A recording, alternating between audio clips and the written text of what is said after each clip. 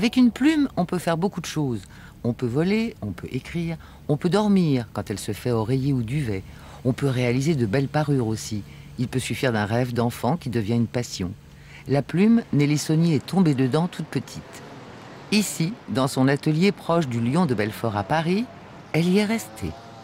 Les gens sont souvent attirés par la plume parce que c'est doux, c'est beau, on a envie de plonger dedans. Souvent, les gens veulent plonger dans la plume, comme s'ils voudraient sauter dedans. Quelquefois, ça dépend des œuvres qu'on présente, mais il y a souvent cette notion de plonger au cœur de la matière. La passion de la plumasserie est née très très tôt, la vocation en tout cas à 14 ans.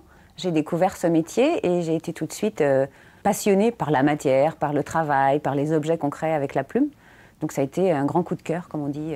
Voilà. Je pense que la plume, c'est une matière sensible, douce et légère. Et je pense que j'étais une rêveuse. Je partais dans des rêveries et je pense que ça m'a séduit à un moment où c'était très évident pour moi.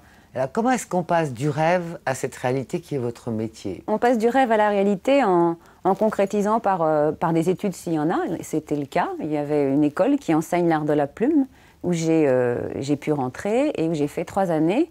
On est étudiant et on se frotte à des difficultés. Et puis dans ces difficultés, on grandit et on se rassure. Donc ça passe avec tout ça.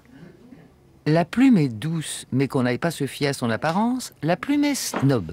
Ça a toujours été l'apanage des plus grands, la plumasserie. Ça a toujours été porté par la noblesse, par la royauté, par les gens qui avaient du pouvoir, puisque la parure, c'est aussi montrer une certaine forme de richesse. Se parer, c'est se démarquer des autres. L'homme s'est toujours approprié la matière plume de l'oiseau, soit pour prouver ce dont il était capable quand il tuait l'aigle dans les montagnes à 5000 mètres d'altitude, et pour prouver aux autres ce dont il était capable. Juste retour des choses, ici, c'est une femme qui les collectionne, les plumes. Il y a combien de variétés de plumes, là, vous avez compté? Oui, j'ai pas compté. Il y en a beaucoup. Là, c'est le pigeon, là, c'est la faisane, ça, c'est la canette, le marabout donc de dinde, les collets, les coqs. Voilà. Alors, vous les avez récoltées comment, Nelly? Alors celle-ci, pour la plupart des plumes un peu d'oiseaux rares, c'est des plumes tombées d'émus qui appartiennent à des particuliers qui aiment leurs oiseaux et qui me gardent les plumes tombées d'émus. Donc, quelquefois, j'ai 1 ou 2 plumes, j'en ai pas beaucoup. Et à force de garder 1 ou 2 plumes de telle variété, de telle disposition sur le corps, j'arrive à constituer des petits stocks de petites merveilles comme ça. Puis en plus, il y a une réglementation très pointue pour la défense, la sauvegarde des oiseaux, dont je fais partie aussi et où je respecte complètement. Maintenant, je ne peux pas prouver là que j'ai pas tué l'oiseau, sauf que c'est la réalité. Après, ça, c'est une chose, il faut voir voilà, les traités qui défendent le règne animal. Alors, t'as trié tes petites plumettes, t'as choisi un pétale et entre ça et ça, qu'est-ce qui s'est passé?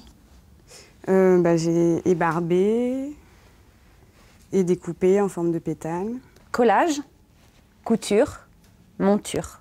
Il n'y a pas de machine dans nos métiers, tout est fait à la main. Donc on a 5 petits outils à main et derrière c'est toute la dextérité qui met en œuvre la beauté, enfin qui révèle la beauté de ces objets. Donc là on est très technique du coup, donc elle a fait une sélection de plumes donc qui a une texture particulière, qui a une épaisseur dans sa masse pour que les barbes s'échevèlent pas trop, pour réaliser une fleur très stylisée et en même temps très proche de la nature, puisque là elle fait vraiment un trompe-l'œil avec la nature. Elle crée une orchidée. Donc on rentre dans les barbes sur l'arrière en fait, et sans enchasser la matière, on vient découper les bords de la plume. C'est comme quand on coupe les cheveux, mais on rentre sur l'envers des plumes pour avoir une adhérence au niveau de la lame du ciseau. C'est le chapeau qui m'a amenée à la plume, en fait. Parce que j'ai suivi une formation en mode et chapellerie, j'ai passé mon CAP et j'ai suivi un stage en plumasserie et là j'ai découvert la matière plume et ça m'a séduite énormément et donc j'ai vraiment voulu continuer pour associer ça à la modiste chapellerie. Voilà. Je suis élève maître d'art. On nous accorde 3 années pour former une élève où on va passer tout notre savoir-faire, en tout cas toutes les astuces et petites sensations autour de la dextérité que nous on a acquérie au fil du temps en fait. Et donc voilà, il y a 3 ans pour l'instant, puis après il y a toute la vie pour continuer de se former puisque c'est sans fin. On doit se promouvoir différemment à chaque événement, à chaque rencontre avec un autre créateur, à chaque challenge. En fait, c'est un peu une prouesse. À chaque fois, on cherche quelque chose de différent. C'est d'ailleurs pas si simple.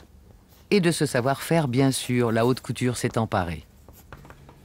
Ici, sur ce poste, vous avez différentes maquettes, enfin 3 maquettes d'échantillonnage, qui sont le tout début de l'histoire du pull-over jacquard que j'ai réalisé pour Jean-Paul Gaultier en 1998.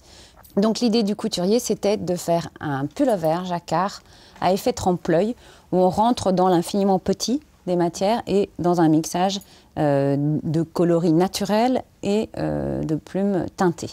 Ce pull-over, je l'ai présenté pour le prix de l'intelligence de la main pour Léliane Bettencourt. Et donc j'ai réalisé toute une liste explicative des étapes de la réalisation de ce projet pour montrer la capacité de la plumasserie ou du travail de technique de la plumasserie pour réaliser un effet comme celui-ci qui a trompé tout son monde puisqu'on était obligé de dire « Regardez, ce pull-over est en plume, entièrement en plume ». Donc on a gagné notre pari quand on en est à plus savoir quelle est la matière qu'on a sous les yeux. Donc bien sûr, cette maquette, elle est toute plate et dans la contrainte du corps, on s'est rendu compte quand même très rapidement que cette maquette ne pouvait pas convenir pour remplir le pull-over. Donc après plusieurs recherches, j'ai essayé sur des matériaux aussi très différents et du coup, voilà, si on borde le poignet et qu'on arrive à coller les plumes à l'envers comme ça, dès que c'est une partie plate du bras, il y a possibilité de mettre les plumes en aplat. Ce qui m'a amené ensuite à chercher cet effet avec du duvet de dinde et de créer donc justement les petits points qui sont dans le tricot, qui font un petit V. Quand on tricote, on sait qu'à un moment, on change la couleur et que ça devient un petit V avec la plume de dinde et une petite plume d'oie. Il y a un grand travail de recherche, de triage de matières premières et donc de connaissance de la matière. Par exemple, cette plume, elle est, vous voyez, de 3 ou 4 couleurs, mais encore, si on prend... C'est comme nos couleurs de cheveux, chacun va avoir sa couleur de cheveux. Moi, il faut que j'ai tous les brins de ce brin, de cette couleur, sur tel oiseau. Donc, il faut beaucoup de matière pour chercher celle qui va être le bon brin, la bonne couleur, la bonne taille, le bon endroit, et le même sur l'oiseau. C'est pour ça que c'est un métier très long et que souvent, les gens n'ont pas cette conscience du temps passé. Quand on voit ça, on ne se rend pas compte d'où ça sort. Les plumes, elles ne viennent pas avec des petites jambes jusqu'à nous. C'est moi et je veux me coller là. Donc voilà. Son savoir-faire éblouissant lui attire aussi les propositions de grands décorateurs designers comme Olivier Gagnère. Mélange des techniques et des matériaux. Comme on avait vu. D'accord. Donc là, elle est assez imposante. Hein. Je crois que c'est un petit peu large, donc j'avais prévu une plus petite Oui, d'avoir proportion. fait effectivement pour qu'on ait sur le développé. Voilà, pour voir plus court par rapport à la base. Par rapport à ce qu'on va avoir, en fait. On travaille sur un projet d'un miroir qui va être présenté en Suisse, dans une galerie à Zurich. Et j'aime bien l'idée d'avoir un miroir avec tout ce cadre en plume, d'avoir quelque chose qui est quand même... ce côté, comme je dis, très mousseux, très léger. Immédiatement, quand j'ai rencontré Nelly, il m'a montré un petit peu tout ce qu'elle faisait, toutes ses parures. Bon, c'était une référence aussi bien aux Indiens d'Amazonie. Donc je trouvais ça très beau de faire comme une parure pour un mur et surtout de jouer sur la taille, quoi, sur l'opulence un petit peu de l'objet. C'est un projet qui me séduit beaucoup parce que ça rejoint des choses que j'ai pu rêver, qui sont des associations avec d'autres artisans, sur des projets qui sont des objets usuels. C'est-à-dire rentrer de nouveau dans son intérieur la plume en tant qu'objet, en tant qu'œuvre. En fait, c'est un mix entre l'œuvre d'un artiste, d'un autre artiste, et une matière plume mis au service d'un objet. Donc, dans la traduction du métier, c'est pas uniquement la plume festive, la plume sur les chapeaux, la plume dans le spectacle, mais la plume aussi dans son intérieur. Nelly Saunier le raconte avec un joli sourire. Elle étonne toujours les gens quand elle dit qu'elle est plumassière. Elle les étonnait encore plus quand elle le disait à 14 ans. Aujourd'hui, tout a changé. Il y a une nouvelle vague pour moi de jeunes qui vraiment commencent à se repassionner même pour les métiers de la main, pour le savoir-faire. Passer des heures à la tâche et se sentir bien avec ce temps passé. Ça, c'est une notion importante aussi puisque pour faire des belles choses, pour les faire bien, il faut y passer du temps. Mais la beauté, il faut lui donner du temps. Donc, moi, je trouve qu'il y a plein de jeunes qui sont très éveillés, très ouverts et très motivés pour la plumasserie. Il y a une tendance qui va vers la réouverture. Ils ont envie de s'exprimer au travers d'une matière comme celle-ci. Et je reconnais en eux les émotions que j'ai eues très jeune. Et ça me fait plein de complices comme ça, de cœur, qui sont des gens qui me montrent que je ne suis pas toute seule et qu'il y a, voilà, il va y avoir des choses, je pense, qui vont exister après avec eux, qui vont pérenniser cette tradition avec une autre ouverture, une autre vision. Ça sera la leur, quoi. Voilà. C'est au lycée Octave Feuillet, où elle était elle-même élève, qu'aujourd'hui Nelly Saunier, à son tour, transmet son savoir-faire. Mes élèves qui rentrent dans le lycée sont formés à un CAP, donc une obtention d'un diplôme qui est une spécialité dans la plumasserie, et qui sont chargés de rentrer normalement au sein d'un atelier comme ouvrières spécialisées. Donc ce qu'on dit les petites mains des ateliers. Bon alors. Apprendre est une chose, avoir du talent peut en être une autre. Tout le monde suit là? Vous me répondez s'il vous plaît? Oui, on repère très vite les gens qui ont du talent. Oui, en effet. Ça se repère à la qualité, aux soins qu'ils apportent à la plume, à l'intérêt qu'ils portent à la matière et à la façon de s'immerger dans l'univers et dans le temps qui passe, donc le temps à façon, qui nous montre que voilà, il y a tout un cœur, parce qu'il faut beaucoup d'énergie et de calme en même temps pour aller jusqu'au bout des projets. Il faut le dire, les plumassiers n'ouvrent pas toujours leurs portes aussi grands que Nelly Saunier, qui nous montre même ce passage à la vapeur que d'autres gardent pour eux. Là, je déploie mes plumes à la vapeur, c'est-à-dire je leur rends leur forme initiale, comme le ferait l'oiseau quand il va prendre son bain, et puis qui se met au soleil et qui s'ébroue sous l'eau, donc il redresse la peau, les plumes se redressent.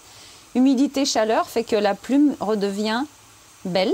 Ça nous permet aussi de bien sélectionner la bonne plume, la bonne texture, la bonne épaisseur. Vous voyez, des fois, il y a des plumes toutes maigres, comme celle-ci, qui n'ont pas le même intérêt. On ne va pas s'en servir de la même manière qu'une plume un peu plus carrée, qui a...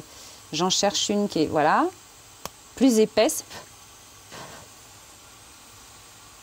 Son petit duvet, il va se redresser. Et voilà, cette plume-là, elle est toute lissée, elle devient toute douce, ça nettoie aussi la matière. C'est vraiment magique, quoi.